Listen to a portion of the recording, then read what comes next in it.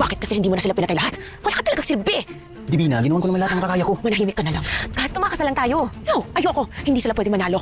Wala na tayong kawala. Ang programang ito ay rated SPG. Striktong patnubay at gabay ng magulang ang kailangan. Maaaring may masiselang tema, lengguwahe, karahasan, sexual, horror o droga na hindi angkop sa mga bata.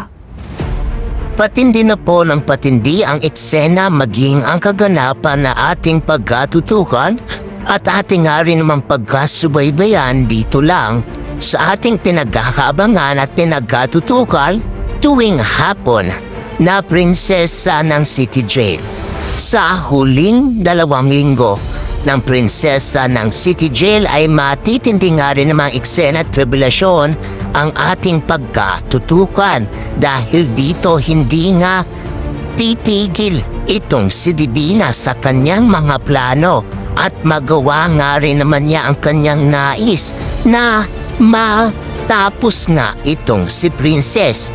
Dahil dito nga rin naman kasi tanging ito nga lang din namang si Princess ang naiisip na paraan nitong si Divina para makaganti daw umano siya dito kay Charlene at kay Raymond.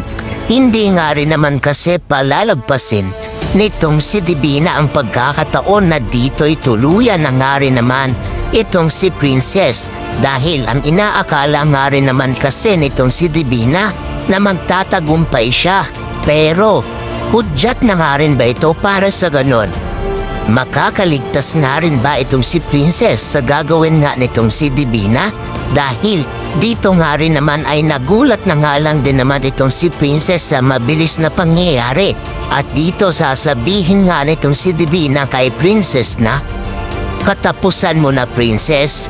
Magpaalam ka na sa tunay mong ina na si Charlene, Princess." Dito nga din ba'y may pag-asa pa bang mailigtas ang buhay nitong si Princess mula sa kapahamakan? Ano kaya din ang mangyayari? Yan nga din ay ating pagkatutukan at ating nga rin naman yung pagkasubaybayan kung ano ang susunod na mangyayari.